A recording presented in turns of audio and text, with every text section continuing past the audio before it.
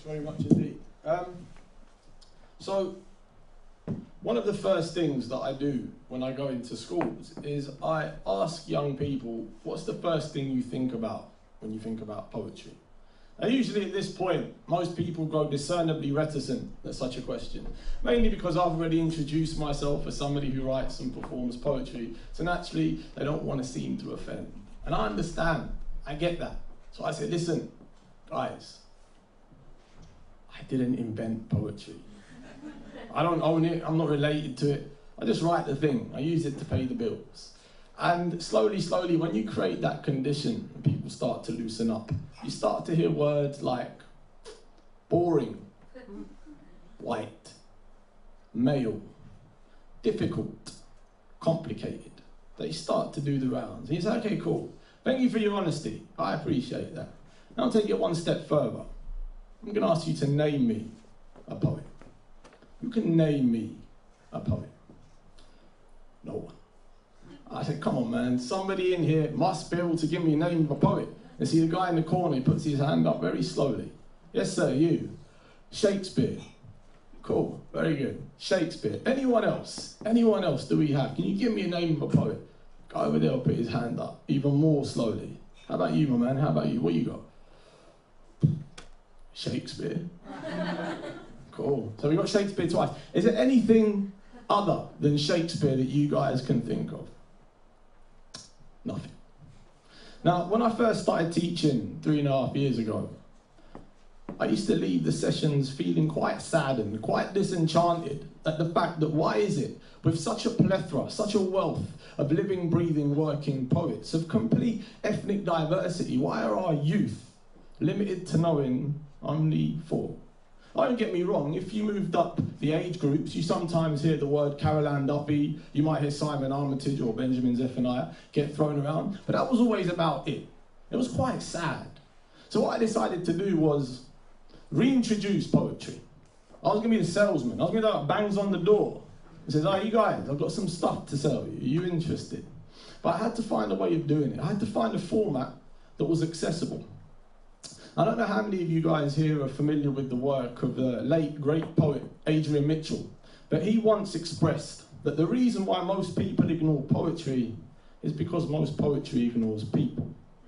And never has a truer word been spoken than when you're sitting in a classroom, an inner city classroom, faced with a group of young people who are predominantly not white, not Christian, not middle class, and you're forcing them to analyse poetry that is to do with daffodils and wisteria and tulips. Now please, don't get me wrong, I'm a lover of poetry of nature, but the problem is when I was 14, there is no way on this planet that I would have taken Thomas Hardy home and read him underneath my bed-like table or discussed him with my friends in a pub. Not that I was drinking at 14, please no. So this started to come into effect. I was thinking, why is it? Why can't we give our young people poetry that they can relate to? So I decided to switch it up. Rather than start off a session with giving them a poem that was 200 years old from some dead white man, I decided to do something different. Utilise the visual age. And by that, YouTube. I'd go into a classroom and I'd say, right guys, everyone's familiar with YouTube, absolutely, good. Let's do some poetry. Let's watch poetry. I'd play them. Andrea Gibson, Shane Koizan, Saul Williams, Kate Tempest, Polar Bear, Zena Edwards, Sabrina Mahfouz, Holly McNeish, Dean Atter, Ray Antrobus. It went on and on and on. And before you knew it, we had a discussion on our hands. We were talking about things that were relevant. We were talking about things that they could relate to. And I was like, oh, you know what? I look like her. I look like him. And I speak like him. And I speak like her. And they're doing this stuff. That means I must be able to do it too. Absolutely. And that became kind of a platform to start off the conversations that we were about to have. And once you create that, things get very open. Now, one of the things that I observed, especially with art, is that it's very difficult to connect with art if you can't see yourself in it. You have to be able to create a sense of ownership from what it is that you're seeing. So when we go and give a 14-year-old something that can be quite abstract, quite ambiguous, they cower. They freeze up. I've done it. I've given them Ted Hughes. I've given them Octavio Paz. I've given them the Surrealists, and I've said, come on, guys, let's get into it. Nothing. So I was thinking, why is that? What happens? Why are they scared of their imagination? And that's what it was. They were fearful of their own imagination. The reason being is because from 6 years old, they're taught, close it down. Close your imagination down and just do. Don't think outside the box, be inside the box and just do as we tell you to do. So that's why when you give them something that is abstract, that does require a bit of imagination, they get very scared. And I always promote silliness. Silliness is a great way to create things. Everything is promoted out of silliness. Everything is created out of stupidness. Very intelligent stupidness, might I add. So this is what we started to do. And you realise that as it went on, they became more open. They became more loose. They became more honest. And then something fundamental happened. Their stories. Their stories started to come into effect. I didn't want them to look at a poem by Chaucer and say, what was Chaucer going through? What was Chaucer trying to say? Forget Chaucer. I'm not trying to help you pass an exam. I'm trying to help you pass life. Let me tell you about you. Let me ask you about you, and you explain you to me through the medium of poetry. And that's what happened. Nowhere in their school life had somebody given them permission to talk about themselves. It was always about, let's analyse another poet and pass an exam on this poet. Nobody said, hey man, how are you feeling today? And that was the problem. That's why these people were going out there and smashing people in the face. They were fighting, they were getting angry, they were getting violent because they had nowhere to direct all that energy. Because they didn't think poetry was for them. That's the bottom line. So once you can validate their stories and you create a sense of ownership, something else begins to happen. Catharsis. There. A sense of calm, a sense of clarity. What poetry does, in fact what all art does, is it offers a structure for the thoughts, for your mind. We all do it. We go home and we sit on Facebook and we go, I've had a really bad day, full stop. You are offering structure to your thoughts. But the problem is, it's not very poetic when you say that. So you can find other different ways of communicating the fact that you've had a bad day. And that's essentially what I was trying to get them to do. Rather than just go off on rants about how much they hate life, or they hate the police, or they hate the authorities, tell me about it in a different form. Use code. When you told them that, oh, so what do you mean code? What do you mean code? What's code? Code is metaphor. Don't expose yourself too much, brother. Tell me what you're feeling, but don't tell me what you're feeling at the same time. Straight away, I like that. I like that. And then you show them poems online where Shaka Campbell has used metaphor, where Warson Shire used metaphor. You bring all this stuff to life. And they're like, cool, yeah, this is exciting. I like this. I'll give you an example. One time, I was doing a workshop. And before I went in, the teacher said to me, Anthony, can you take you to the side? I need to talk to you a minute. I was like, cool, it's good. And there's a kid in there. He's about 6'3", but he's 13. And he's violent. Like, he can lose it. He can switch at any point. So you need to be careful with him. I said, listen, I've got this. I know what I'm doing here. Everything's fine. Walk in there, how you doing everyone? Start off the workshop. This kid said nothing. He sat in the back, nothing. Okay, we're gonna have a problem here. So I let it go. He didn't talk, he didn't respond, he didn't say anything. By the 6th week now, he'd written on the last workshop that we did, he wrote something. And when he got up to read it out to everyone in the class, he started crying halfway through.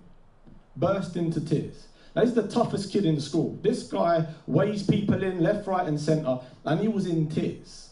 Completely in tears. The guy that was sitting right there got up and said, don't worry, man. Come on. Thanks very much for sharing. Sat the guy down, and the whole class was somber. That was a very beautiful thing. And nowhere outside of that poetry realm could that have happened. That wouldn't have happened in the playground. He would have beat someone up. So the fact that you gave these guys a permission, a space, a platform, a frame to put their lives and their stories in was incredibly achievable. And it was beautiful to watch such a thing as well. I got some stats through from the school that I work at, because I told the teacher I was going to be doing this talk, and I said, can you send me some stats about, how's this stuff helping the kids? And she sent me some stuff through. 10 boys I work with, year 9, so that's like 13, 14 years old. And their attendance after the workshops had increased by 86%. 86%. That basically means that 8 out of the 10 are coming to lessons now. Their behaviour, 7 out of the 10 had increased. And with their homework, 9 out of the 10 had increased. And this is all noted by other teachers. So you can see the effect it has, and I even see it myself, because when the sessions come to an end, they're like, are we going to have you again? And no, that's it, man. What can we do? Can we do this stuff outside? No. You just got to write on your own from now on, brother. You're a certified poet. Is it? You've had the training. Now you're on your own. I've shown you the door. Make yourself at home. And that's kind of how it works. So you can see, even coming from my own personal background, I didn't ever believe that I could sit and read and write poems. Nobody told me that. When I was a kid, working class guy, coming up, I didn't come from a literary background. There was no books in my house. It was basically me wanting to find a way to empower myself. And I didn't like fighting because I used to get beat up too much. So I thought, you know what? Let me write.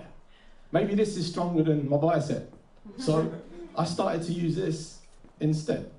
I'd like to read you just a quick quote from that gentleman that I was talking about, the 14-year-old who beats everyone up. Just the other day, he got into trouble again at school, and his teacher, who's actually at the back over there, asked him to summarise his thoughts on the poetry lessons that he's had.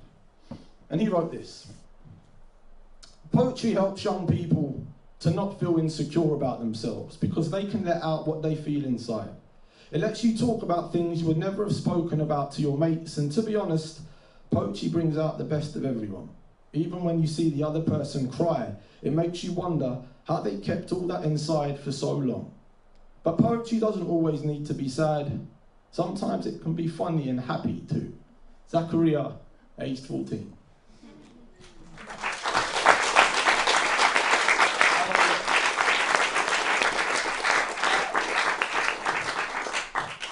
So you can kind of see how this kind of stuff works. It's not just limited. It's not just limited to kind of the writing classroom as well. What we're doing is we're giving these people skills to be able to talk, to articulate, to communicate, and most of all, confidence. Because each session at the end, they have to write. They have to read, they have to write, and then they have to perform. They have to read out their work. So what you're doing essentially is you're creating compassion. You're allowing other groups of students to hear the secrets, the insecurities, the fears, the worries of other students who in the playground would never show that kind of stuff. And that's why when I see it happen. There's a sense of philanthropy that goes on. There's a sense of love, there's a sense of community that very young teenagers, young boys who are taught a lot of time, just fight and express yourself that way. Don't get emotional. I have to break it down to them sometimes that that violence is an emotion because they don't see it as that. If you want to get emotional, don't get violent. I say to them, violence is an emotion that you need to watch out for. So when you kind of put them in that thinking and allow them to express themselves in that way quite freely, things open up.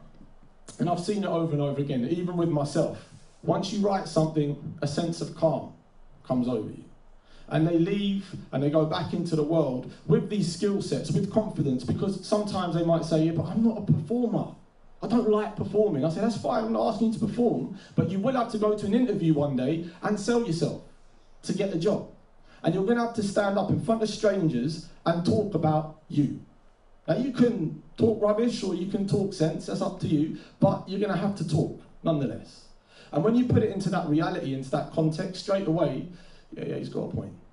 He's got a point. Maybe I'll do this. And it works over and over and over again.